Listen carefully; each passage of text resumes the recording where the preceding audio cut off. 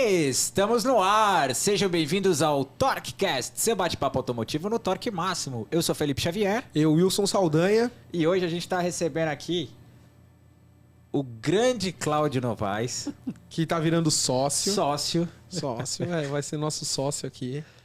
e a grande Viviane Fragata, que é dona, diretora comercial de uma empresa de aditivos e fluidos. Na Hightech. Hightech, é isso aí. Bacana. Vivi, muito obrigado pela presença. Cláudio, muito obrigado pela Pelo presença, retorno. por aceitar nosso convite. Isso aí. A gente que agradece vocês, em nome da Hightech. Obrigada pelo convite. E aí, Claudião, obrigado, hein, cara. Sensacional. Muito bom estar aqui de volta. É isso aí, cara. A gente teve uma repercussão legal no TikTok, né? A presença dele, do João. É. Foi bem bacana, né? E, Viviane, um prazer imenso estar com você aqui. E a gente gostaria de saber como que foi esse seu ingresso no setor automotivo. Como que você entrou nesse mercado? Wilson, é muito legal essa história. Assim, é uma história de uma família... nós somos em 3 irmãos, minha mãe, né? Então, ao todo em 4. Em 2000, no ano de 2000, há 22 anos atrás, os meus pais se separaram e a gente ficou com a Hightech lá em 2000, somente com 2 produtos e com 3 funcionários na empresa. Então, a gente tinha esse desafio, né? Uma empresa, a Hightech, super novinha, com estrutura basicamente zero. Então, assim, a nossa alternativa era qual? Arregaçar as mangas e começar do zero. O legal foi o quê? Cada filho foi para uma área específica. Eu me formei em administração, fiz gestão de negócio, fiz marketing e fiquei focada na área comercial.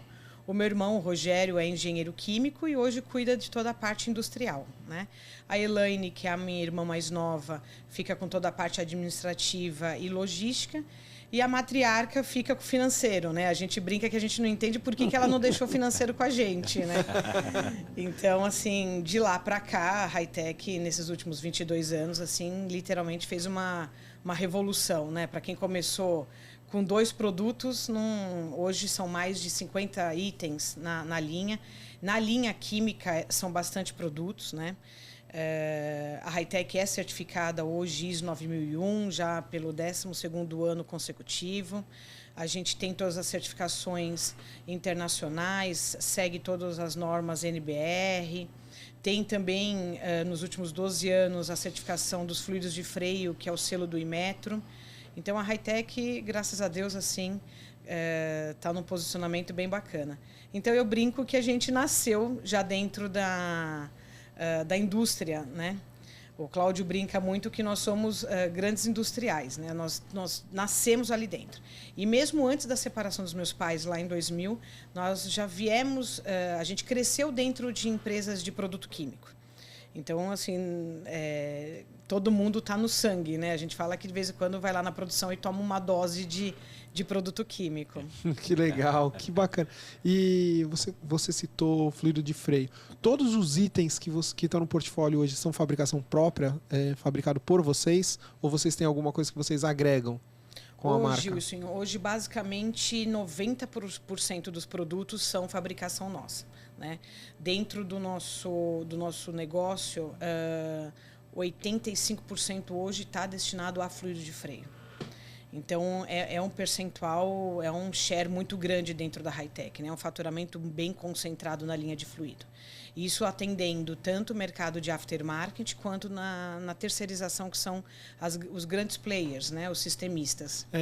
Até eu ia perguntar. Então, vocês são fabricantes do fluido? Sim, somos fabricantes. E vocês fabricam para outras bandeiras, outras marcas que são fornecedoras do mercado de reposição e também fornecedor de montadora. É isso aí. Que bacana, porque dificilmente a pessoa sabe disso, né? A gente que está no mercado, a gente sabe que a maioria dos fabricantes de fluido de freio, na verdade, eles são embaladores de fluido de freio, né? Então, a pessoa, ela não sabe que ela está comprando uma marca, mas o produto em si é fabricado por uma outra empresa, né? Então, a pessoa, ela não sabe disso, né? É que na verdade, hoje, assim, o mercado ele tem tomado um caminho, assim, novas divisões de negócio estão sendo criadas, né?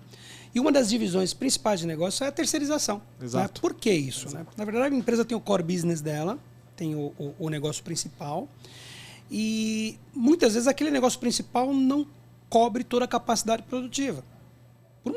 Por N motivos, né? Todas as variáveis de mercado que a gente encontra.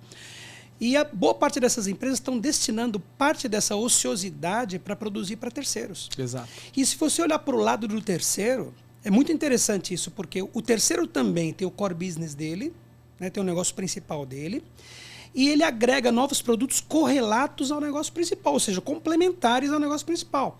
E que não compensa ele trazer toda essa complexidade para dentro do negócio dele. Então é muito mais fácil ele terceirizar essa produção e utilizar a força de marca que ele tem para poder ter esse produto no portfólio e, de novo, não trazer essa complexidade para dentro da empresa. Sim, né? sim. E a Hi-Tech foi uma empresa que enxergou isso aí muito rápido, né? E agregou isso no negócio, e como a própria Viviane disse, tem uma participação muito grande hoje. Os processos de terceirização, as grandes marcas que terceirizam produção com a gente, tem uma participação grande dentro do negócio da Hi-Tech. Sim. E aí vem uma outra pergunta. Eu já trabalhei com fluido de freio, então eu sei mais ou menos o tamanho do mercado.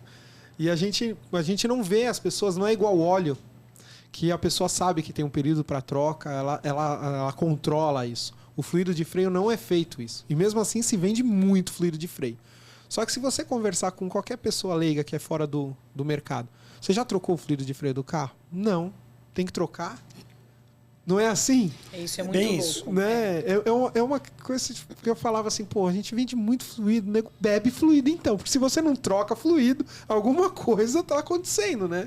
E você sabe que é legal isso? Assim, o fluido de freio, ele tem que ser trocado a cada 10 mil quilômetros. Ou 6 meses, né? Então, olha que coisa maluca. Basicamente, é o mesmo período do óleo lubrificante. Exato. Só que todo mundo dá a primeira importância sempre é para o óleo lubrificante.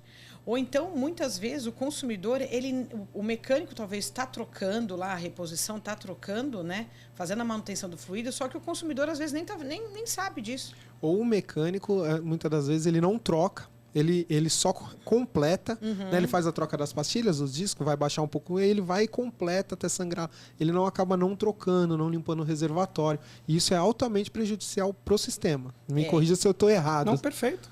Você está corretíssimo. E aí que está o grande problema. Porque a hora que você faz esse completar, é onde você corre o risco de todas as contaminações, né?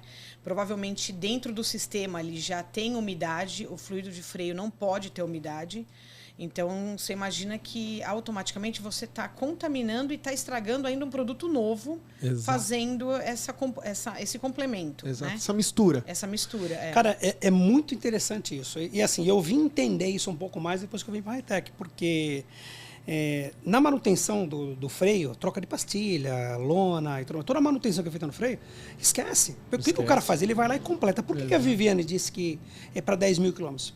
Pelo fato do fluido de freio ser hidroscópico. Exato. E ele absorve umidade do ambiente. Aí vem uma pergunta que o leigo também não sabe. O reservatório onde fica o fluido, a tampa é furada para manter a pressão.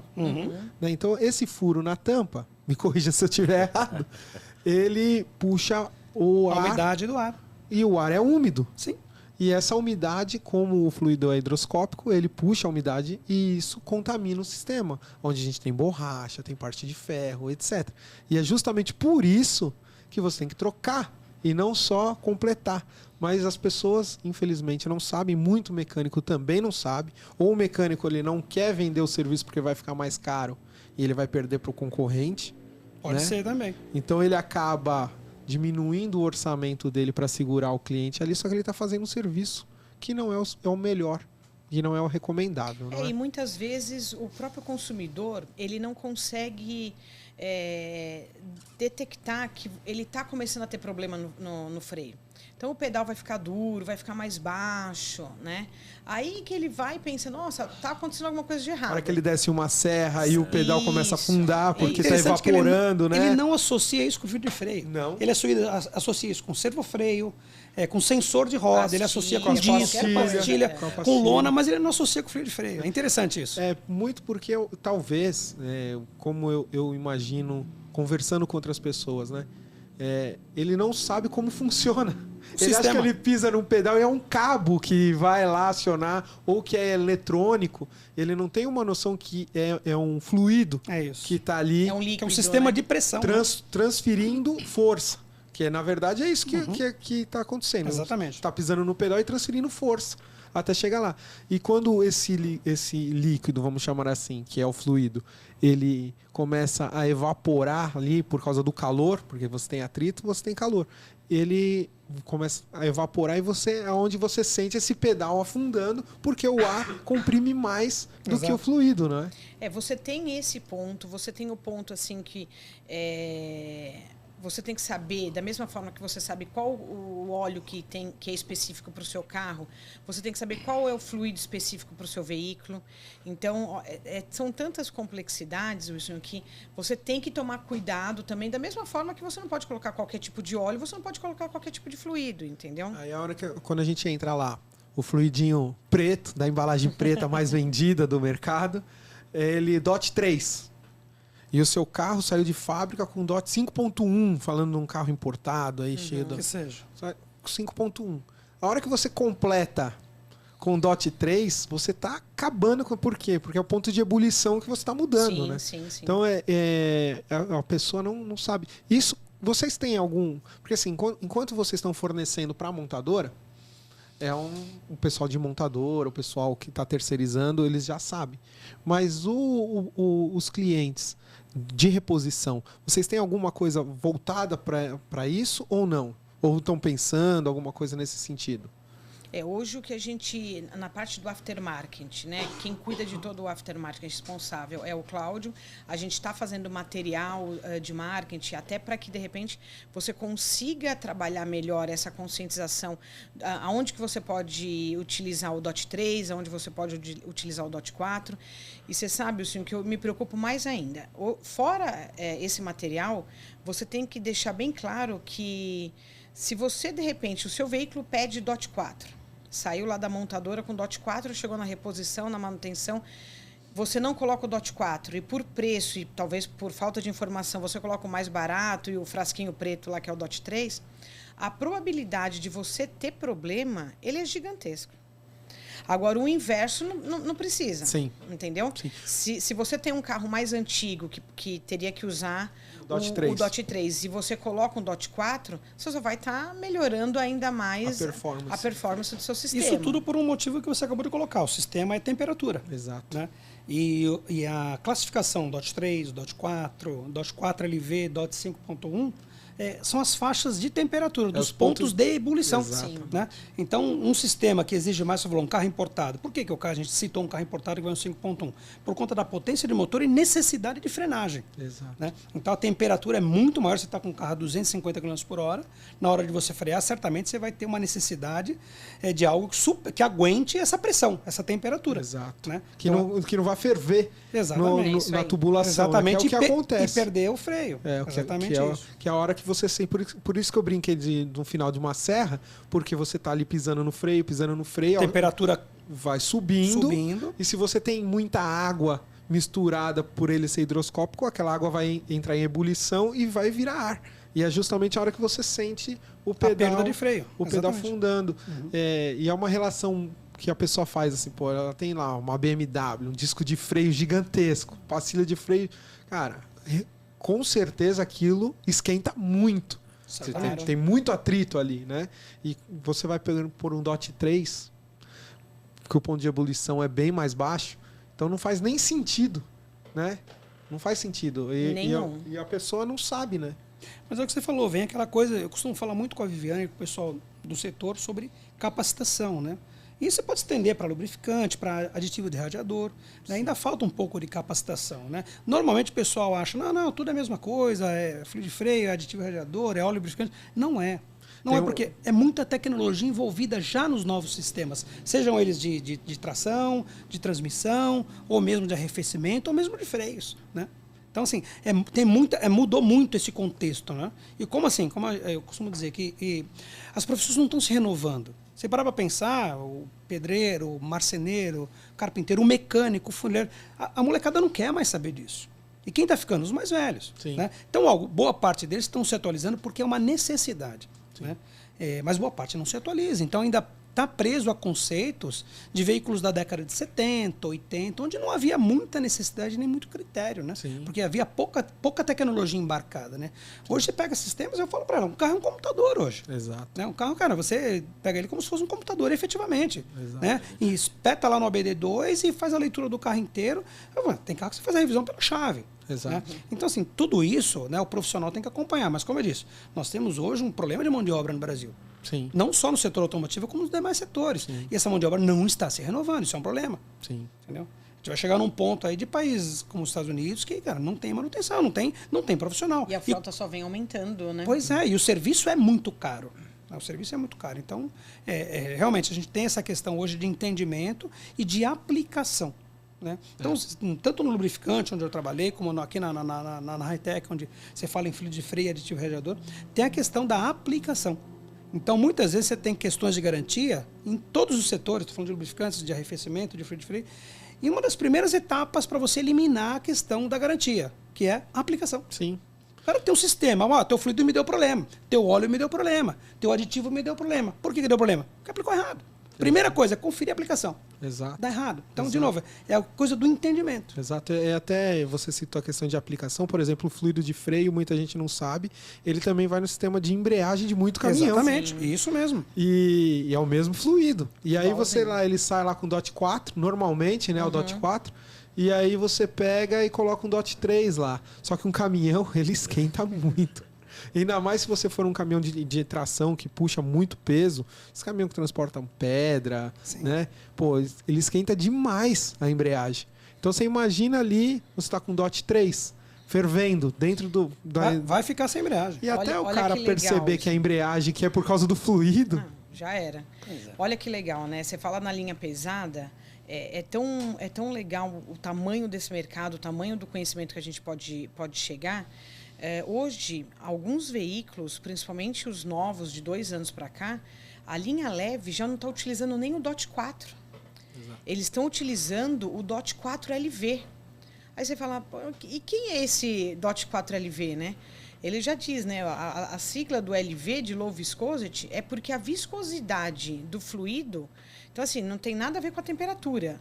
A temperatura também é superior a um DOT 4 convencional, mas o ponto específico é a viscosidade. A viscosidade desse DOT 4 LV ela é mais fininha. Por quê? Porque toda a capilaridade do sistema de embreagem, do sistema de freio, ela já está mais leve, né? Os motores estão mais leves, o sistema está mais leve. Eu acho que também tem a questão dos sistemas eletrônicos, sim, né? De leitura, sim.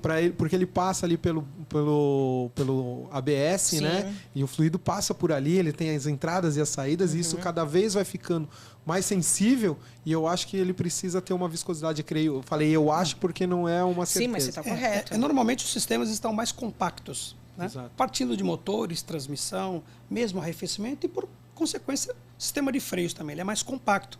Então, o LV, que ela falou, low viscosity é para ter mais fluidez. E hoje, no portfólio de vocês, na questão de fluido de freio, vocês fabricam quais modelos?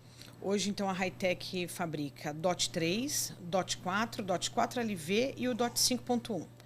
Dentro da família de fluidos, são quatro especificações. Que são, basicamente, os 4 que atendem o mercado brasileiro, né? Sim, sim. Basicamente, são esses. E todos eles vocês têm a certificação do Inmetro, porque precisa ter, né, para comercializar fluido de freio. É obrigatório, né? Hoje em dia é obrigatório você ter o selo do Inmetro. A gente tem essa recertificação, a gente tem auditorias a cada trimestre.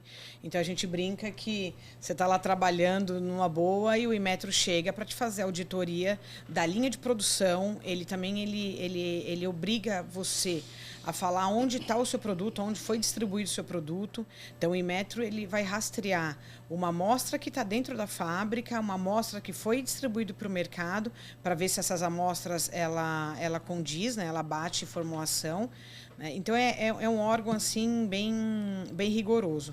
E a gente dá graças a Deus, né? Porque é um item de segurança, Sim, não dá para ficar isso. brincando. Né? Eu ia falar até que eles rastreiam até os seus clientes de terceiro, né? Sim, totalmente. Eles rastreiam a sua produção, e quando você fornece para um terceiro, ou seja, é vendido com uma outra marca, não que que seja high-tech, eles vão rastrear lá também. Porque ele tem que manter o padrão, né? Até porque o registro é no guarda-chuva da Hightech. Exato. Como o registro é na marca da Hightech, né? O registro não é do terceiro, é da Hightech. Dentro do certificado de conformidade da Hightech, a gente visualiza todas as marcas, a marca da Hightech e mais todas as marcas dos grandes players. Então, quando o Inmetro vem, ele pode a qualquer momento pedir qualquer uma das amostras que está dentro daquele certificado, daquelas marcas que está dentro do certificado. Então, a responsabilidade é absurda, né? E uma coisa que é interessante, né? Independente da marca que a gente fabrique, seja ela uma Eaton, uma Cobrec, uma Controil, não importa. O mesmo produto que está no frasco Hightech está nos produtos dessas grandes marcas. É isso que eu ia perguntar agora. E como elas veem a entrada de vocês no aftermarket? Porque, às vezes, no final das contas, vocês vão estar concorrendo com esses clientes de vocês, né? Você sabe que esse é um Como ponto... que porque, assim, eu trabalho também na indústria e a indústria que eu trabalho também tem clientes que acaba tendo alguma coisa que você acaba concorrendo diretamente com lá o seu na cliente. ponta. Ou seja, você está pondo na prateleira um produto que está concorrendo com o seu produto, só que com uma outra marca. Como que essas empresas elas veem isso? Você quer que eu responda? Eu vou responder isso porque foi pauta de discussão, inclusive, no início dos nossos trabalhos, né? E, assim, o mercado, vamos lá. Eu imagino. Não, foi um dos primeiros pontos de discussão, até porque tinha uma questão de entendimento por parte dos diretores da Hightech, né? E eles realmente tinham essa reserva, vamos dizer assim, né? Em relação desse eventual conflito. E o que eu falei e falo para você, e mesmo em relação aos produtos que você tinha, existia essa situação. São negócios distintos, são posicionamentos distintos. Concordo. Né? Você pega uma marca premium, que nós fabricamos, independente de qual seja a marca, né? Ela tem o posicionamento dela, ela tem o valor percebido, ela tem a malha de distribuição. Então, são diversos fatores, né, que agregam valor para aquela marca. E o posicionamento da Hightech, não necessariamente a Hightech, ou seja, não conflita com essas marcas, são posicionamentos distintos, né? Então a Hightech vai ter o mercado dela, vai atender marca, não necessariamente conflita. E mesmo no momento do conflito, tá? O cara vai olhar para os dois produtos e ele vai buscar aquele que mais atende a expectativa dele. Seja pelo fator de marca, de confiabilidade, de preço, não importa. Ele vai tomar a decisão ali no ponto de venda de acordo com o entendimento dele. Não, a gente tem vários exemplos. A gente pode citar aqui pastilha de freio, Sim. atuador de embreagem, disco de freio. Então a gente está falando aqui de freio, né? Marcas que fabricam e marcas que são terceirizadas. E todas elas estão no mercado. Óbvio que cada uma tem sua fatia do mercado e cada uma tem a sua percepção de mercado. De valor, né? Porque muda um pouco, né? Assim, você está falando de uma grife, né? O cara coloca lá, às vezes a gente ainda brinca dentro da fábrica, né, Cláudio?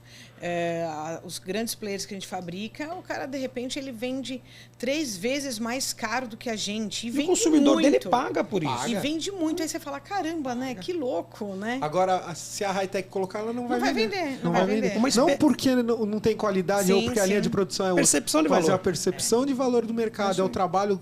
Você imagina que essas empresas são anos Nossa, e décadas anos e décadas, de investimento, exatamente, de marketing e construindo uma marca sobre isso, né? E é até difícil para essas empresas, quando elas são compradas por outras empresas, elas tirarem o nome. Então você vê a gente falando no nosso mercado aqui que nós estamos discutindo, uma marca que está lá há 50 anos, ela já foi vendida e revendida e o fluido de freio dela continua saindo do mesmo jeito, porque se mudar não vende. Exatamente. Sabe uma experiência recente que eu tive? Até em manutenção do meu carro, né? Quando você ouve a marca Cofap, o que te vem na cabeça? Amortecedor. Amortecedor. Exato. Esses dias eu fui comprar uma bandeja para um carro meu. Olha, você quer primeira linha ou segunda linha? Eu falei, o que é primeira linha? Cofap. Então, bandeja de suspensão da Cofap. Sim. Por quê? Porque tem relação, é o conjunto, né, de amortecimento, né? Exato. É bandeja, é bieleta, é o amortecedor, são os batentes. Mas então, a pergunta é, será que eles fabricam isso? provavelmente Entendeu? não, até porque não é o core business deles, é o que eu falei no início, né? O negócio principal deles é amortecedor. Mas assim, tem diversos correlatos que eles, e várias empresas estão fazendo, várias grandes corporações com grandes marcas estão fazendo isso, agregando produtos ao portfólio que tem correlação com o seu core business, com o seu negócio principal. Sim. E o caso da Cofap não é diferente. Sim. O que eles fizeram foi agregar itens de suspensão que são complementares ao amortecedor, né? Para poder agregar um negócio, gerar mais faturamento. Do mesmo jeito que nós estamos falando aqui. Nada diz que no futuro a Hightech não pode ter pastilha de freio. Mas, claro, o problema terceirizando, tem e ela relação. já está com a marca, e ela já vende o fluido, e ela terceiriza a pastilha Isso com uma parceria com uma outra empresa. Tudo parte do processo de evolução do negócio, são novas ramificações. E é o que está acontecendo hoje. Eu lembro quando eu atendi alguns clientes, eu falava, cara, o milagre aconteceu, o cliente entrou na loja, oferece tudo o que você tem. Então não é diferente no caso da indústria. No caso da indústria é a mesma coisa. Se eu tenho, se meu produto, meu core business tem correlação com diversos outros produtos, por que não? Exato. Por que Até não? porque você, dentro da prateleira da autopeça, quanto maior espaço você ocupar, mais chance você tem da sua Exatamente. marca estar Perfeito. sendo colocada no balcão à Sem venda, não é? dúvida. Perfeito. Então, assim, se você está restrito a um nicho de mercado, é aquele nicho. Se o cliente veio comprar outra coisa, não vai ter. Você vai ficar Agora, limitado. Né? Exato. Se você vai ampliando, e óbvio, normalmente se faz com correlações daquilo que você já é especialista, né? Porque Exatamente. você também não pode fugir muito. Não faz Você tá- sentido. É. A não ser que a sua empresa cresça muito. Porque hoje a gente tem, por exemplo, uma Valeo. Ela tem desde palheta de limpador de para-brisa até módulos eletrônicos de Aí são controle. várias divisões, né? Exato. Mas olha o que é a estratégia, né? A Valeo tem o core business dela, tem o negócio principal dela, e ela agregando diversos outros Exato. correlatos no negócio. Exato. Né? E eu costumo dizer que um grande desafio hoje é você agregar categorias num negócio principal que contribuam com rentabilidade, né? E que não te tragam complexidade. Porque as empresas também não querem complexidade. Exato. Né? Elas querem agregar negócio, mas não querem gerar negócio. É complexidade com categorias que não fazem parte do negócio principal dela. Exato. A não ser que você faça uma aquisição. Mas aí envolve todo um já é outra processo, uma história. questão internacional, é milhões e milhões de dólares de investimento Exatamente. que não fazem sentido, talvez, para a empresa. Vamos lá, uma Valeo, que é agregar uma empresa de palhetas. Ela Exato. comprar uma empresa não faz sentido. Até porque o share desse negócio dentro do overall business deles é Exato. muito pequeno. Porém, o que acontece? Ela ganha força dentro da distribuição. Quando ela amplia o Exato. portfólio, ela ganha força. Ela chega lá com Que é isso que nós estamos falando. Exatamente. De questão de... Sim. Aí você vai para uma mesa de negociação com um grande distribuidor Isso. e fala, ó, eu tenho aqui, aqui, aqui. Eu vou te dar desconto aqui, aqui, aqui. Se você tirar esse aqui dali, e vai me abrindo um espaço. Agora você chega limitado ali para negociar. Um único item, uma única categoria, você perde força. Exatamente, exatamente. Agora, mudando de alhos para bugalhos, falando de aditivo, né? Aditivo de radiador, sistema de resfriamento de motor. É uma linha que também é uma linha que se tem pouco conhecimento, né? Eu vou falar por nós aqui, consumidores medianos, Eu também. que fazem o seguinte. Olha lá o reservatório de água, que a gente já fala errado, né? É. O reservatório de água do carro. Tá abaixo, você enche uma PET de água Da torneira, hein? Não da esquece. né? torneira. Nem filtrada você pega. E abre lá, pum, completa com água, fecha e vida que segue. Isso é um problema pro veículo, né? É um problema pro veículo e é um concorrente para vocês, né? Porque você concorre com a água. E é complicado você passar isso pro cliente. É uma briga constante. Né? Eu falo que desde que eu me conheço por gente, essa menção da água, né? Ah, vamos completar a água. Você para no posto de gasolina, o frentista ele vem, ele fala, senhor, deixa eu dar uma olhadinha como que tá o nível da água. Não é nível da água, né? Exato. É o nível do aditivo, né? Mas isso é uma coisa muito engraçada, porque ao longo dos anos a gente percebe os que vem melhorando muito, tá? Mas vem melhorando por quê? Por causa da necessidade dos carros novos não aceitarem mais a garrafa de PET com água da torneira. Sim. O que acontece ainda, o grande problema está nos carros mais antigos e para o pessoal que não tem a noção do que é hoje em dia, com carro eletrônico, colocar só água.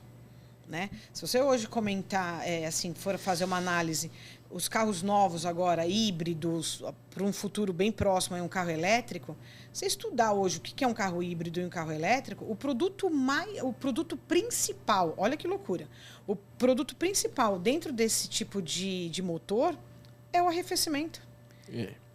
Se você parar para pensar num celular, num computador, É isso, que é a refrigeração. que são correlatos, o processador necessita ser resfriado. Sim. Então é Tem a mesma coisa. Um controle gigantesco de temperatura. E eu acredito que o automóvel Igualzinho. elétrico ou híbrido sigam o mesmo padrão, né? Então você vai ter duas alternativas, né? Eu costumo brincar na fábrica que ou o mercado, né? O próprio aplicador e depois automaticamente o consumidor, ou aos poucos a gente vai aprender a valorizar e entender a necessidade de um bom arrefecimento dentro do sistema, né? Ou a dor de barriga vai ser tão grande, a hora que você estiver num congestionamento, numa serra, o veículo vai ferver, você vai ficar tão emputecido que o que você vai fazer? Você vai ter que aprender na dor, entendeu? Então não tem alternativa. A Viviane fez uma colocação perfeita agora do aprender na dor, né? Porque eu aprendi a usar fluido de arrefecimento na dor. Porque todo mundo tinha essa mesma mentalidade da água, de refrigerar e tal. E uma observação, uma entrelinha aí, na verdade, né? A Hi-Tech nasceu com aditivo de arrefecimento. Esse é o principal produto, não. O produto de start da empresa. É isso aí, ela nasceu com isso. Depois ela se aperfeiçoou e expandiu para outras categorias, como a gente acabou de falar, fluido de freio. Lá na frente a gente pode falar de Arla 32, que é outro produto do portfólio. Sim. Pode falar de algumas especialidades, mas a Hi-Tech nasceu do aditivo de radiador. Né? E esse mercado é muito interessante. Eu estava conversando com um cliente esses dias, ele me disse que, Cláudio, mas 80% do mercado é água colorida. Porque é um mercado volumétrico. E eu vou te dizer, a percepção que o mercado tem para o produto é que é água com corante. Pois é, e de certa forma não estão errados, porque de uma forma geral o mercado ele explora muito, tem uma questão toda de competitividade, informalidade, qualidade, mas assim, o mercado ainda entende que é água colorida. E não é, e, na verdade, lá a Viviane vai poder explicar melhor. Sim. As várias divisões, desde partindo da água, sim, vamos chamar de colorida, que não é só água colorida, principalmente no caso da Hi-Tech. Hi-Tech, assim, tem uma coisa que é muito legal. A empresa... Não, você tem anticorrosivo, sim, você tem um monte de aditivos dentro do aditivo. Né? A Viviane vai até passar isso para a gente, essas fases, né? Desde o produto de entrada, né, até o top das galáxias. Né? Porque, como eu disse, o mercado é volumétrico e o start é a água. No caso da Hi-Tech, não, eu falei para você, a Hi-Tech é uma empresa. Uma coisa que me impressionou. Pensa numa empresa séria, cara, assim, na qualidade, no portfólio de produto. É impressionante. Eu fiquei assim, boquiaberto quando eu entrei, porque eu também tinha essa mesma percepção. E todos os produtos da Hi-Tech têm assim, um quê de qualidade, assim, que é uma coisa impressionante, desde o produto de entrada. Entendeu? O pacote de aditivos e polímeros que vem desde o produto de entrada até o produto mais top é impressionante. E agora voltando, como eu falei, eu aprendi na dor também, porque eu achava que qualquer coisa bastava ter a água no sistema, ok. Sim. Só que quando você usa o carro, você mora lá na Zona Leste, né? Zona Leste, mora no Tatuapé, você vai trabalhar lá no Morumbi. Cara, você pega 1h30, 2 horas de trânsito. Sim. E o sistema sofre muito nesse anda e para. Sim. E se você tem só a tal da água colorida, que ela tem alguns polímeros, algumas coisas, não tem... Cara, o sistema não aguenta, porque ele precisa de complementos, que são os monoetilenoglicóis. Aqui a Viviane vai explicar um pouco mais esse faseamento. E é onde ele vai suportar, ajudar o sistema a suportar todo esse excesso de temperatura por conta da condição severa de uso. Né? Então fala, Viviane, conta um pouquinho, desde a entrada até o top das galáxias, a variação dos produtos, porque as pessoas tenham um pouco de conhecimento em relação a isso. Né? Primeiro assim, né? Quando a gente fala de água com corante, né? A água já é uma formulação, porque hoje você não pode mais utilizar qualquer água, né? Principalmente porque hoje a água, dependendo da região, tem pH altíssimo. E isso é um dos principais motivos de corrosão dentro do sistema. E muito flúor, né? Total. Verdade. Então, a primeira coisa que a gente tem que fazer é o tratamento da água para ela se tornar desmineralizada dentro da fábrica. Hoje a Hi-Tech faz esse tratamento de água dentro da nossa planta para depois essa água entrar dentro da linha de produção. Então, hoje, dentro do portfólio de aditivo, a gente tem aditivos que é só protetivo, que aí sim é essa água desmineralizada com corante e mais um pacote de anticorrosivo. É aí que está o grande tchan do negócio. Só para dar uma adendo, o sistema é todo de materiais ferrosos, né? Então você tem lá o radiador, você tem tubulação de borracha. Então é importante que não seja água ali, porque a água vai corroer. Vai corroer, né? Vai agredir, né? Vai oxidar. Sim. Então acredito que dentro desse pacote você tem anticorrosivo, antioxidante. Sim. Então você tem que ter pelo menos, quando o Cláudio fala de um produto de entrada, né? Eu brinco que se hoje a gente tiver concorrentes que consigam ter um bom pacote de anticorrosivos, conseguindo segurar toda essa proteção contra essa corrosão no sistema como um todo, a gente já está satisfeito um pouquinho. Né? Quando você vai para veículos com uma necessidade maior, você tem que ter a composição de todo esse pacote químico, a água desmineralizada, um bom corante e mais os monoetileno-glicol. O monoetileno-glicol é a única matéria-prima no mundo que ela aguenta as altas temperaturas, tanto positiva quanto negativa, e ela vai segurar para fervura, corrosão e congelamento. Então, você tem o monoetileno, mais um pacote químico e mais a água desmineralizada.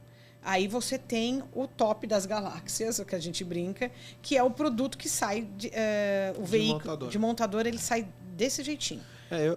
Você tocou num ponto que, para a maioria dos brasileiros, não é a realidade, que é o anticongelante, mas quando a gente vai para uma serra gaúcha, para um lugar mais ao sul, que é onde as montadoras também vendem carro lá, sim, você necessita do anticongelante, né? Porque a água congela a 0 graus. Aí você vai entender por que hoje, o Brasil, por ser, né, um país tropical, por que hoje mais de 60% do mercado utiliza só o protetivo, que é só o anticorrosivo. Sim. Porque você não tem extremidades nem de pontos positivos, né, nem de uma temperatura muito alta, nem de um negativo muito grande. Sim. Então, assim, a grosso modo, você não tem necessidade de um produto tão top, entendeu? Entendi. Por isso que hoje, se você conseguir ter um bom anticorrosivo, você consegue, com o exemplo que o Cláudio deu, sair da Zona Leste e vir para o Morumbi, vir trabalhar para cá, de uma forma que você não vai ter problemas tão sérios. Sim.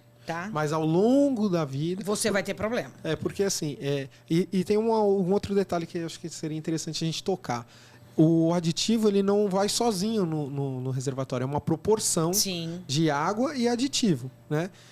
Essa água, o interessante é usar uma água desmineralizada, ou ele pode pegar essa água lá, torneirol, jogar lá e misturar e fazer a proporção. O que a Hi-Tech recomenda? Primeiro, né, assim, quando você pega um estudo europeu, americano, lá nem se usa produto concentrado.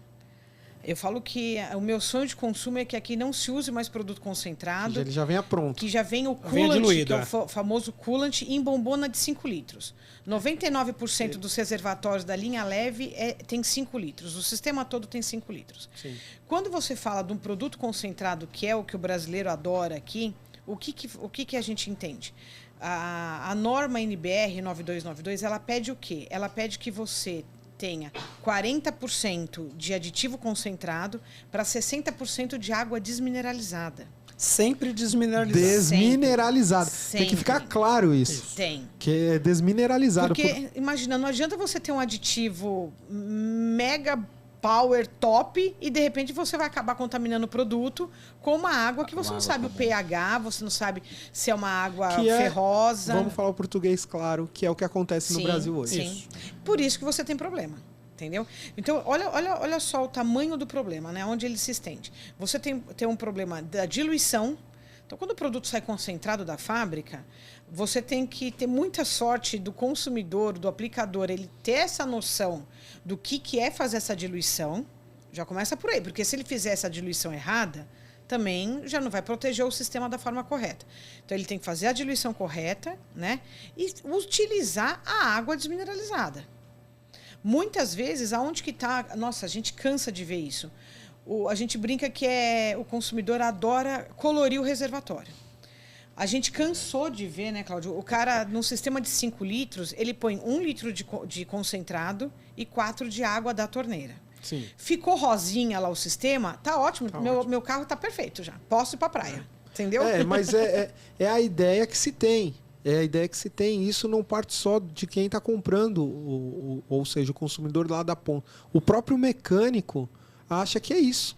Né? Você vai... Por que eu estou falando? Porque o meu mercado é sistema de freio de linha pesada. Então, o compressor de ar, ele sofre muito com temperatura. Sim. O arrefecimento é feito pelo mesmo sistema de arrefecimento do motor do caminhão. E ele sofre demais por causa da proporção de aditivo e água. Sim. Né? E justamente por usar água da torneira, porque a água da torneira, igual você falou, ela não é desmineralizada, ela está cheia de flúor. E com certeza essa química da água reage com aquilo. Claro. Certamente. Eles estão lá misturando. Então você ou está anulando alguma coisa, ou você está potencializando alguma coisa. E na hora que isso entra, ele começa a corroer. Você abre o cabeçote de um compressor ou de um motor, por onde passou ali, ele está todo marcado, todo corroído. Por quê? Por causa disso. Só que é difícil você colocar isso na cabeça do mecânico, do consumidor final. Você só conseguiria colocar isso de uma forma bem drástica se não, se fosse assim, tivesse um Inmetro, uma norma que, olha, não pode ser mais produzido e comercializado aditivos concentrados. Tudo vai ter que ser diluído. Porque aí já iria na proporção correta, já sairia da fábrica na proporção correta, entendeu? Entendi. E as empresas que produzem, vocês, os seus concorrentes principais, não conseguem fazer um lobby com o Inmetro, com o governo, para pressionar? Porque a gente vê, por exemplo, o óleo. O óleo lá atrás passou pelo mesmo processo de massificação, de você mostrar para a pessoa que precisa, de necessidade, de tipos de óleo. Hoje a pessoa, eu não vou falar que não é que todo mundo é expert, mas todo mundo sabe que pelo menos em 10 mil quilômetros você tem que trocar o óleo. Todo mundo sabe disso, né? É óbvio que tem óleos que duram um pouco mais, outros um pouco menos, mas você sabe. Com o aditivo, tem algum trabalho, algum movimento nesse sentido ou ainda não? Não tem Nós muita tentamos conversa? fazer isso há uns 8 anos atrás. Corremos atrás da NBR, da própria BNT, que é uma certificadora muito, muito forte aqui, parceira nossa também. O grande problema onde que está?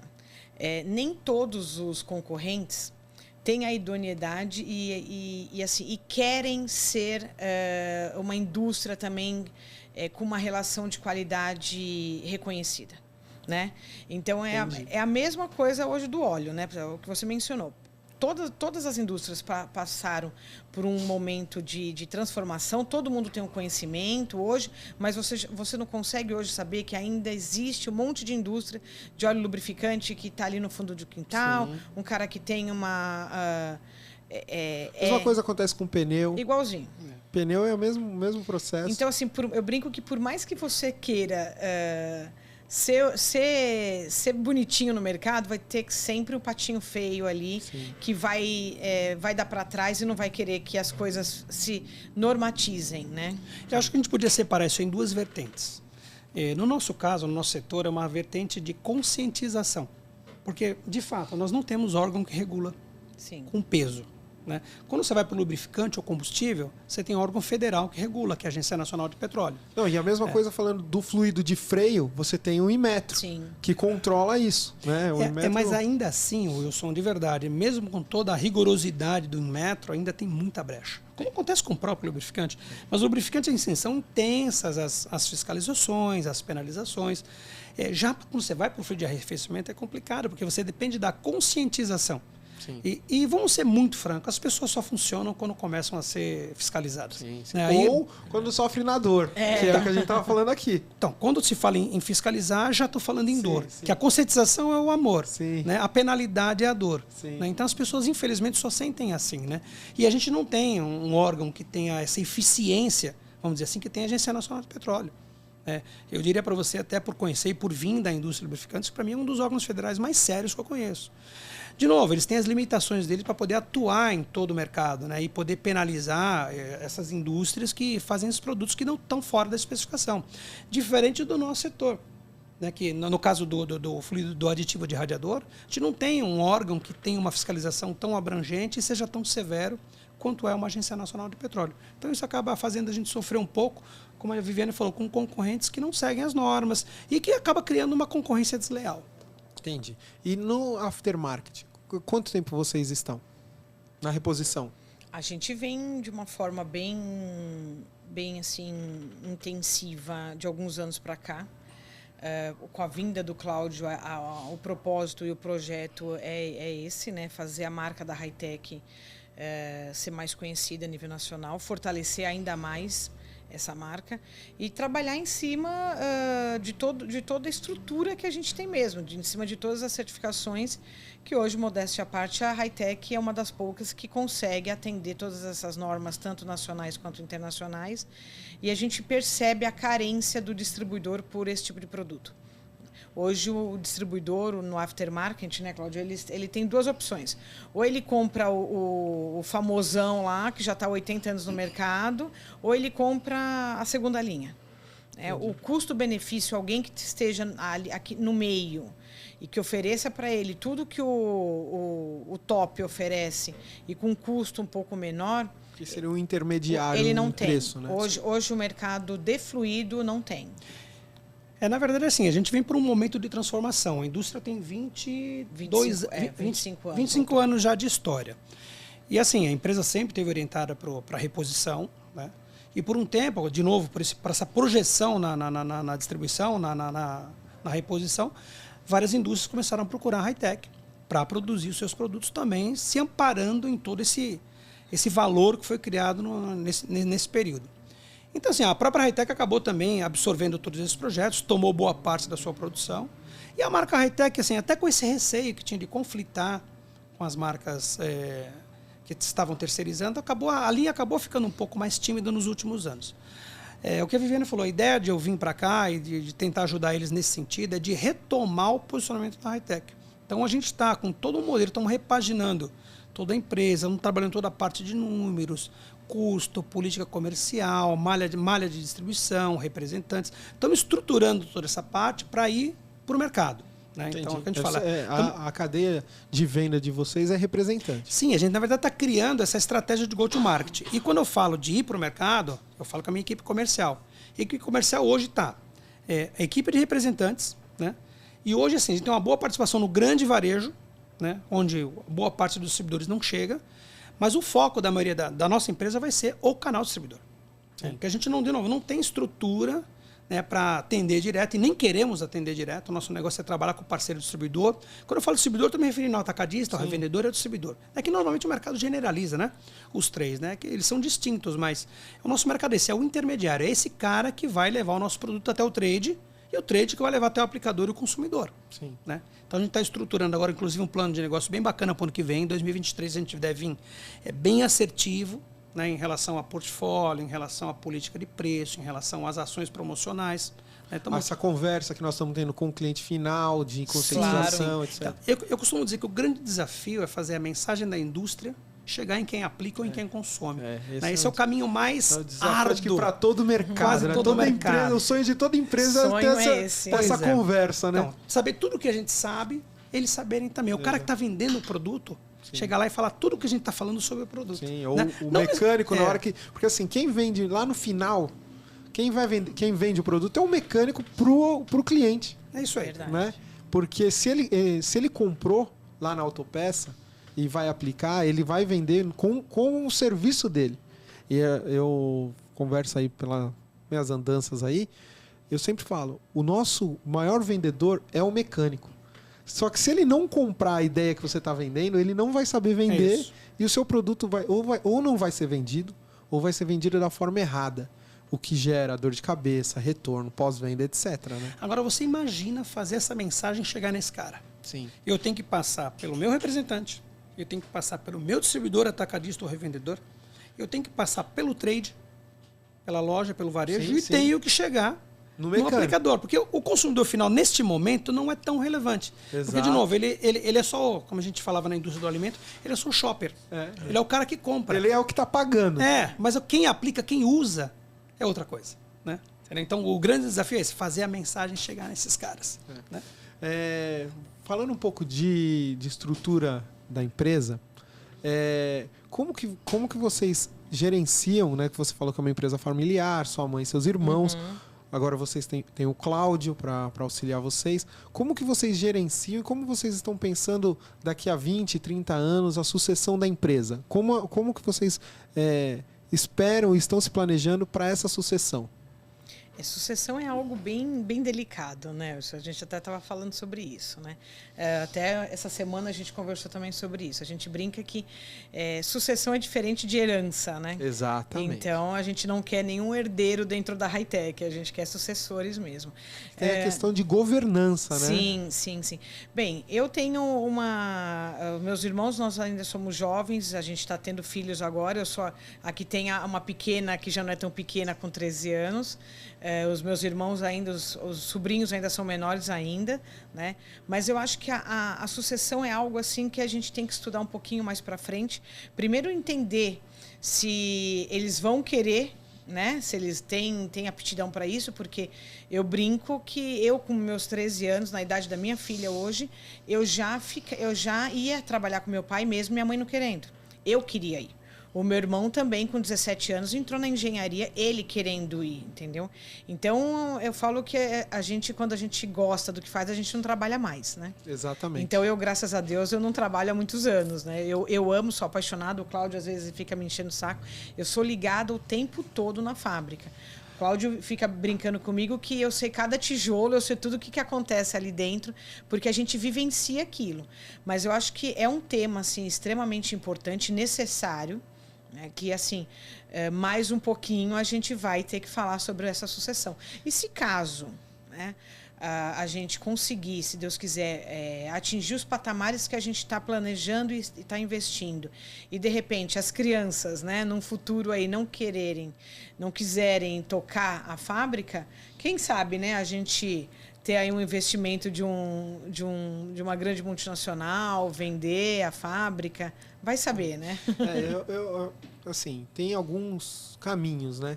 Alguns caminhos, você poder contratar um CEO. Sim. Vocês podem abrir capital, uma parte vender papel e outra parte continuar com a família. Sim. Né? E tem vários caminhos. Mas, assim, o bom é que a empresa se prepare, né? Claro, não pegue de surpresa, porque o ruim é quando é uma empresa grande, uma empresa que tem muitos funcionários diretos e terceirizados, ela, de surpresa, ela perde aquela liderança e não preparou ninguém, e a empresa começa a patinar. E a gente vê muito disso acontecer, principalmente no país, né? Que é até o que a gente estava falando antes de começar. Porque é muito bonito você ver uma empresa que nasceu do jeito que vocês nasceram, chegar onde vocês chegaram, e é muito triste depois, lá na frente, daqui 40 anos, 50 anos, a empresa... E aí? Ah, não, fulano faleceu, fulano se desligou, os filhos não quiseram, obrigaram, e a empresa simplesmente acaba, né? Mas eu acho que a maturidade do negócio, ela te obriga a tomar essas decisões, né? Então você vê que coisa legal que é. A consequência desse trabalho faz com que a gente peça ajuda para um bom consultor, para um bom gestor, como é o Cláudio. Então, o Cláudio vindo para a fábrica, ele tem um acesso e carta branca em todos os departamentos na fábrica. Então, a gente está numa reunião lá, que tá os filhos e minha mãe, tá os 4, a gente brinca que sai cada quebra-pau lá. Eu imagino. E isso é muito legal, porque ele participando hoje, então, ele não tem a emoção do negócio. Sim. Né? Sim. Então, eu falo que... Ele não viu a criança nascer, ele está vendo agora. Porque vocês têm paixão, né? Sem dúvida. Vocês ele têm vai paixão. ser a pessoa fria do negócio. Sim. Né? Então, quando ele vem com uma ideia racional, os 4 olham e falam, opa, peraí, acho que ele está correto. Gente, né? Generalizando o tema de transição, né? Em empresa familiar, né? É a segunda empresa familiar que eu trabalho. Como eu disse, eu passei por várias multinacionais como executivo, e agora, assim, é a segunda experiência minha com a empresa familiar, né?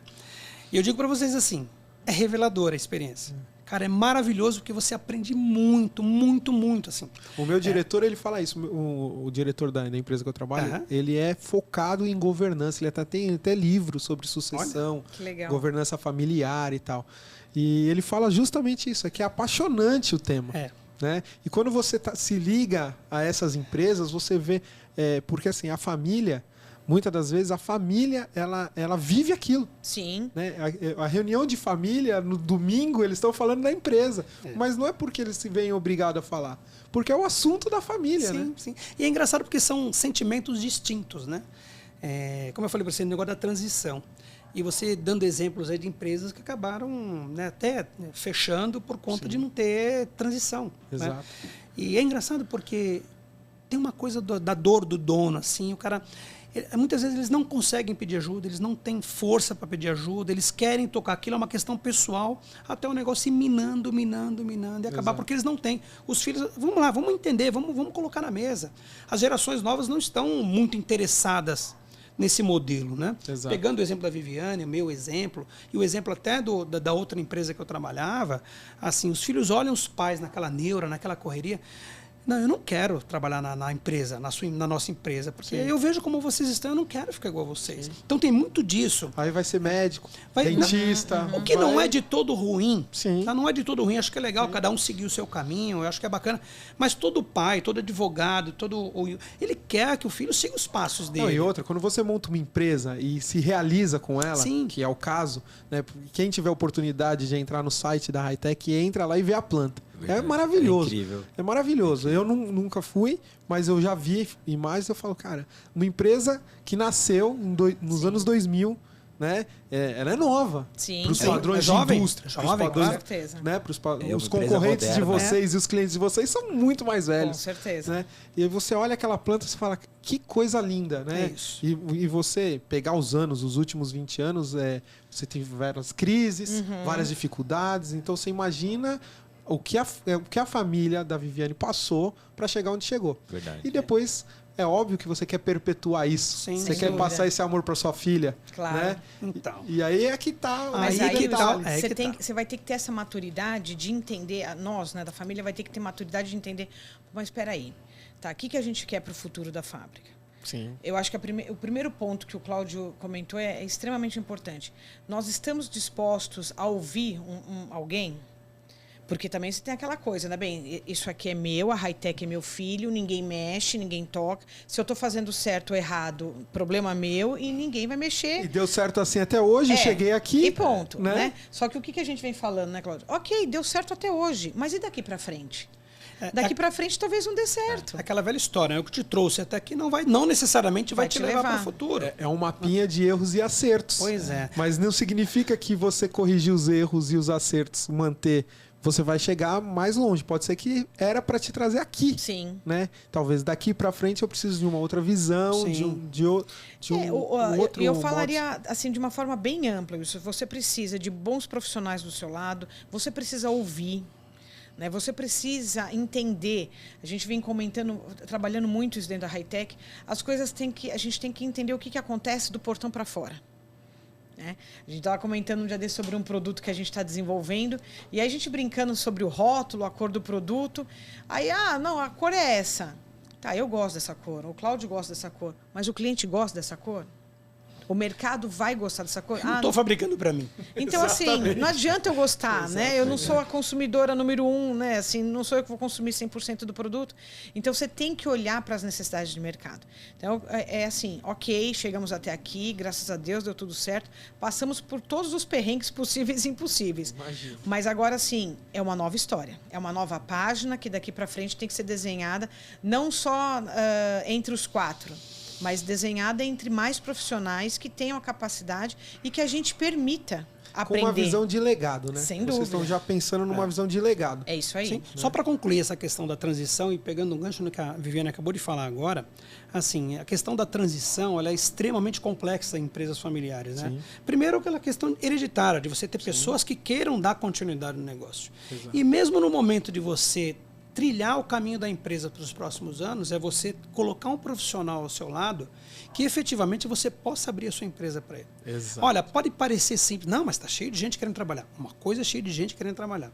Outra coisa é você conseguir colocar uma pessoa dentro da sua empresa que entenda o seu olhar, que respeite a sua construção e que te ajude, com base no que foi construído, jogar a tua empresa para frente. E que tenha a capacidade de falar, ó, aqui tá errado. Sim. Porque muitas das vezes a pessoa, ela se acanha, né? Olha, ainda mais você Wilson. senta ali numa mesa, 4 proprietários, que são fundadores, não são 4 que apareceram lá. São 4 fundadores que juntaram, pegaram cimento e trouxeram nas costas. Perfeito. Aí você vira e fala, ó, mas tá errado. Wilson, Você precisa ter alguém com peito para isso, não é? eu vou até pra contar ele. aqui exatamente o que ela já sabe, porque a gente tem um alinhamento que é muito grande. Assim, uma vez, na outra indústria que eu trabalhava, eu cheguei pro dono, a gente num determinado ponto de discussão, e eu falei isso para ela também. Eu falei assim, você quer que eu diga o que você quer ouvir ou o que você precisa ouvir? Eu sei fazer os dois. Então, assim, de novo, aí que falei do profissional, de você trazer um profissional.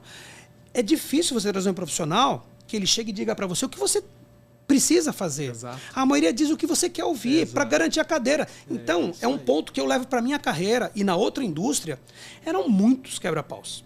Eu com os donos lá, a gente quebrava o pau mesmo. De vez em mas quando sem você usa dó. arranca-rabo também na minha sala, tá? Só pra Mas avisar.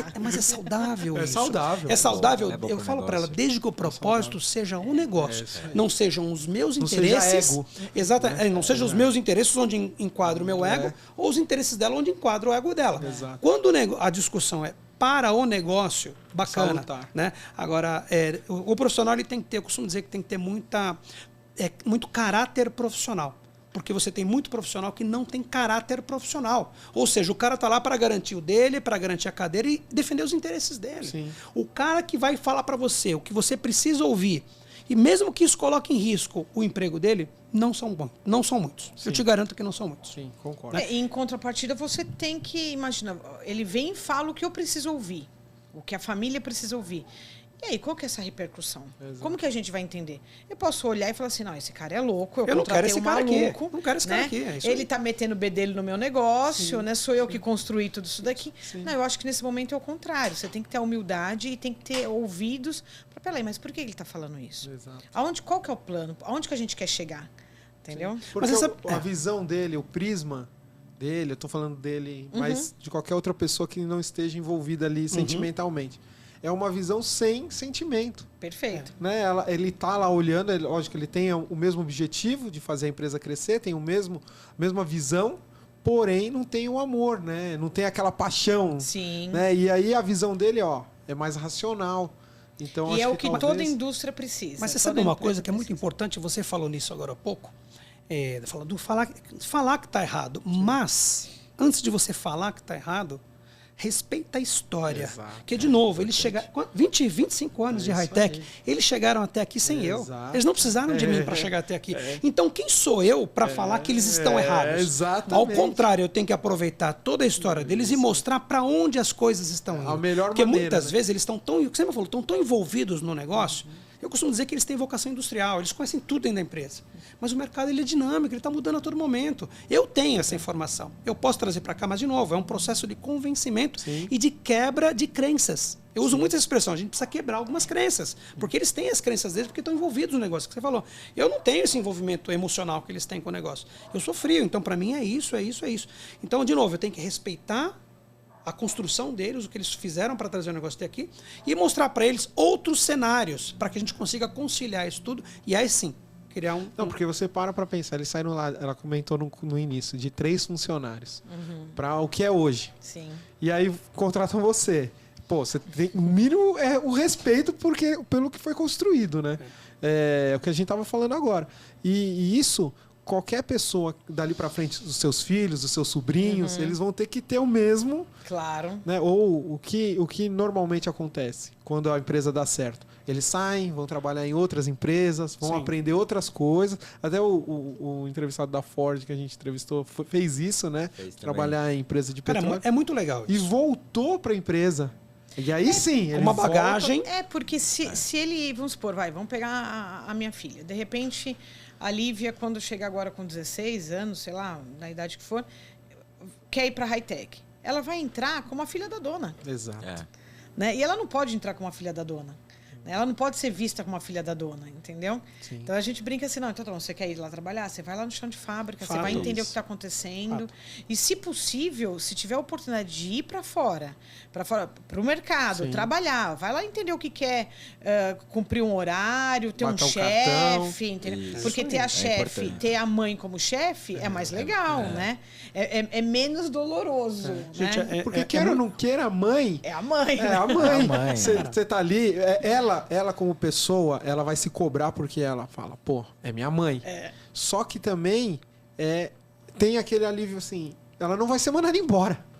Porque qualquer funcionário... Se eu fizer alguma coisa errada, a mãe tá ali para me ajudar. Exatamente. Qualquer funcionário que não é parente, ele tem esse receio. Então ele vai cumprir as coisas que tem, a não ser que ele queira ser mandado embora. O filho, ele já é filho. Né? Ele não vai ser... Não tem como ele ser mandado embora de filho. Né? Ele é filho. Porém, todos os outros funcionários olham diferente. Então você tem aquela responsabilidade também, você tem aquela dificuldade. Será que a pessoa quer passar por isso? Mas com aquilo que eu digo, lá? assim, ó, talento não é hereditário. Sim. Infelizmente, cara, mesmo sendo teu filho, muitas vezes pode não se encaixar. Na outra indústria que eu trabalhava, eram 2 filhos, né? Assim, não tinha aquele affair com o negócio. Sim. Já a filha, não. A filha abraçou.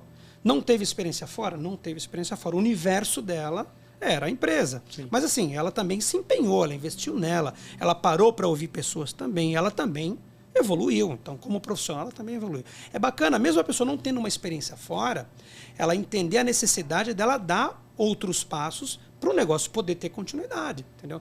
Então é bacana isso, a gente entender isso também, porque a gente acabou de falar, é a filha do dono.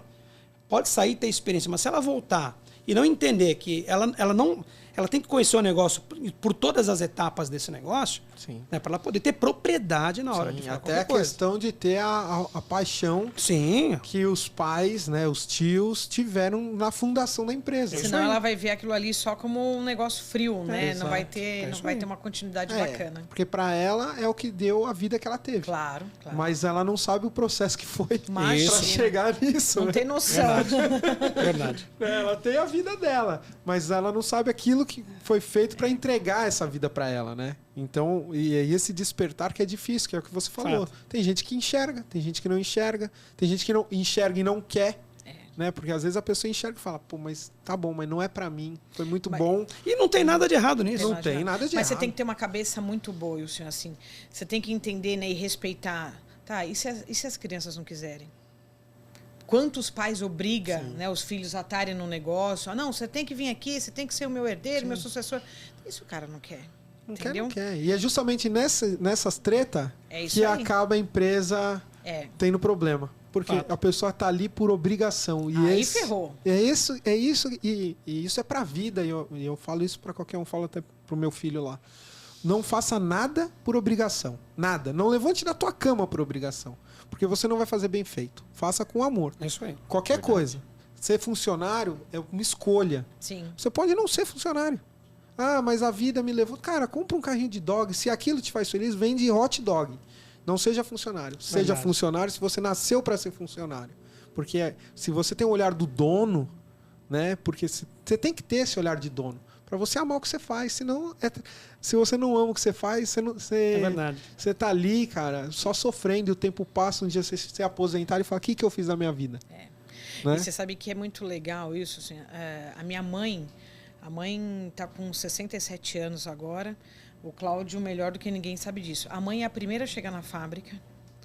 É muito louco isso. Ela tem uma dedicação ali que assim, nem precisaria mais ter aquilo ali diariamente, mas ela faz questão de estar ali. No meio dessa pandemia, isso foi assim um terror administrar, porque home office para ela foi assim um parto.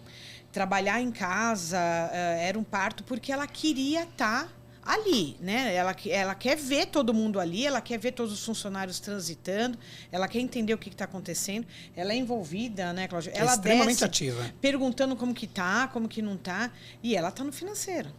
Então, assim, olha que bonito isso. Por isso que eu brinco que a gente teve o privilégio e o dom, graças a Deus, de fazer o que a gente gosta. Exato. Então, se a gente tiver que trabalhar 24 horas, 7 dias por semana, a gente nem vai sentir. Porque entendeu? não é trabalho, né? Não é trabalho. É amor que a gente está amor. falando. É amor, não é trabalho. E é isso que é bom. Quando você entende isso, você vive muito melhor. Verdade. Porque é qualidade de vida, né? É desperdício você trabalhar numa empresa que você está lá pelo salário. Ah, não. Cara, é muito ruim isso. Cara, o salário, beleza, o salário é consequência daquilo que você faz. Mas desde que você faça gostando do que você faz. Sem dúvida. Ainda mais a gente que viaja muito, né, Opa! Cláudio? Você tá lá, tá num hotel, quantas vezes você se pergunta, pô, o que eu tô fazendo nesse hotel aqui? Quando você se faz essa pergunta, talvez não era para você estar ali, não é? Fato. Você vê que legal que é essa questão da paixão, né? Essa semana eu estava comentando com uma supervisora nossa na fábrica. Quando a gente começou lá, 22 anos atrás, a gente não tinha condições nenhuma de viajar, de ficar em hotéis, tal. Eu cansei de viajar de ônibus à noite para chegar no outro dia na cidade onde eu tinha que ir, trabalhar e voltar no mesmo dia de ônibus também. Mas isso, eu tô com 43 anos agora, isso eu tinha meus 20 anos. Sim. Então, assim, você imagina também, hoje a gente comenta isso, né? Você imagina para minha mãe, né? Hoje as crianças com 20 anos, muitas vezes você fica, opa, mas você vai aonde? Você vai sozinha de ônibus? Como assim? Olha só que dificuldade, né? Mas hoje é muito louco. Hoje, quando a gente olha essa trajetória toda, você fala, olha que loucura. Eu lembro eu fazendo pós-graduação, meu irmão fazendo engenharia química, a gente só tinha um carro. Eu saía da minha faculdade, eu saía da pós, eu passava na Moca, que o Rogério fez São Judas ali, eu passava na Moca para pegar o Rogério 11 horas da noite e ir embora, porque não era um carro só para todo mundo. Então, de manhã era assim, quem vai fazer visita em cliente, quem vai para o banco. Então, você imagina a logística para conseguir atender isso. E hoje, quando você vê, né, todo mundo encaminhado, cada um com a sua família, todo mundo bem constituído, você fala, caramba, é o que o Cláudio falou. Tem que ter um respeito muito grande por tudo isso, né? Isso que eu tô falando. Isso que é difícil. É muito difícil. Por isso que as empresas, quando chegam na fase de sucessão, é difícil. Difícil. Porque você já tem, que nem você falou agora, você já tem que estar pensando. Óbvio, Sim. é lá para frente, é daqui 20, 30 anos, mas a empresa já tem que estar pensando a longo prazo para deixar o legado, né? Mas só o fato de você ouvir, que é o que a gente está tomando essa decisão, né, agora. Exatamente. De ter uma pessoa de fora opinando e tendo carta branca em toda a sua estrutura, você já ouvindo o que está acontecendo. É um passo, né? Ou seja, você já está a longo prazo já pensando nisso, né? Sim, não, e é excelente. É excelente.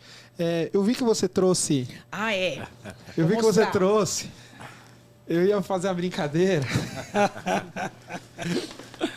A gente também tem, ó. Primeiramente, essas canecas que estão na frente de vocês, é de vocês. Ai, que chique. Obrigada. De vocês. Obrigado.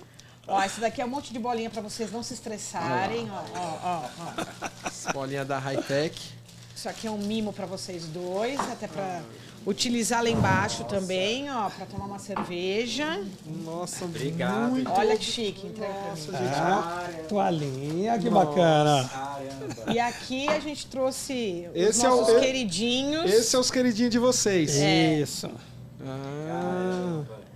Olha Esse que legal. esse aqui é o que a gente tava falando, pessoal. Esse aqui é o aditivo de radiador, né? Esse aqui é o aditivo de radiador. Esse aí Esse é o top das galáxias. Top.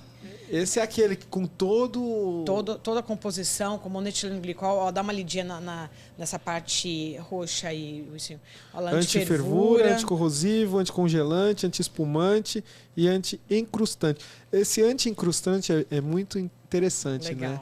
É para ele não incrustar na isso tubulação, aí. no radiador.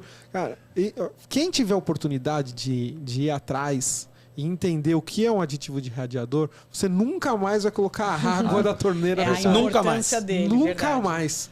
Aqui nós temos os dots. Os dots, né? né? Esses aqui, um dia eu trabalhei bem com eles. Aí você tem o Dot DOT 3, 3, do 4 4, e 5. 5.1. Esse aqui é o LV, não? Esse é o Não, Dot não, 4. esse é o Esse é o convencional, 4 convencional. Hoje o mercado aí, 60% já tem a consciência de utilizar o DOT 4. Eu achei interessante que vocês colocam um ponto de ebulição. Sim. É muito legal. Isso daí é mais do que fundamental para que o mecânico, o próprio consumidor, entenda. Porque você vai olhar, tudo fluido de freio. Qual a diferença, né? Do 3, 4, 5 é só número, né? O que difere? Número eles? e preço. Né? Porque pro cliente ali, ele olha na prateleira número e valor. Verdade. Né? Que é bem diferente, ainda mais saindo daqui para cá, né? Do 5.1. Do 3 pro 5.1. Sim. Nossa, bacana, hein? Muito legal. Muito legal. Muito obrigado. Muito obrigado pelos gente. presentes, Obrigado pelos a vocês. mimos. Viviane, Cara, muito obrigado. Muito obrigado mesmo. A tá? gente que agradece vocês de coração. Fica o convite de ir lá conhecer a nossa planta. Então, a gente, até é legal falar, a gente acho que nunca falou ao vivo, né? A gente tá Verdade. com umas ideias aqui pro ano que vem de fazer algumas gravações, assim, voltar com as pessoas que vieram, com os convidados, só que a gente voltar... Fazer uma Gravando gravação lá. no lugar. Nossa, Show. sensacional. Porque a gente legal. falou aqui, as pessoas não viram, e aí a gente faz assim, ó, agora a gente tá na high-tech. Eles lembram que eles tiveram um episódio Nossa, lá? que legal. Vai ser um Agora nós prazer estamos receber aqui. vocês. Então assim, a gente tá bolando, porque assim, tem a questão de agenda, a gente tem os nossos trabalhos, né? Sim. Então a gente vai ter que combinar legal, mas a gente vai lá. Sensacional. A gente Que vai legal, Vai desenhar ser um uma prazer coisa lá. recebê-los. Muito Muito obrigado, viu? Obrigada, Gente, viu, obrigado. meninos? Vocês querem dar o arroba de vocês, Isso. telefone? Vocês querem passar alguma mensagem? Aquela câmera ali, ó. Instagram da Hightech, @Hightech Produtos Automotivos, o site da Hightech, que tem todas as informações, não só de produtos, mas fotos, fichas técnicas, acesso à nossa equipe de vendas também, é o www.hightech.ind.br. É isso aí. É isso aí. Galera, esse foi mais um TorqueCast, seu bate-papo automotivo no Torque Máximo. Valeu. Valeu, gente. Até mais. Obrigada.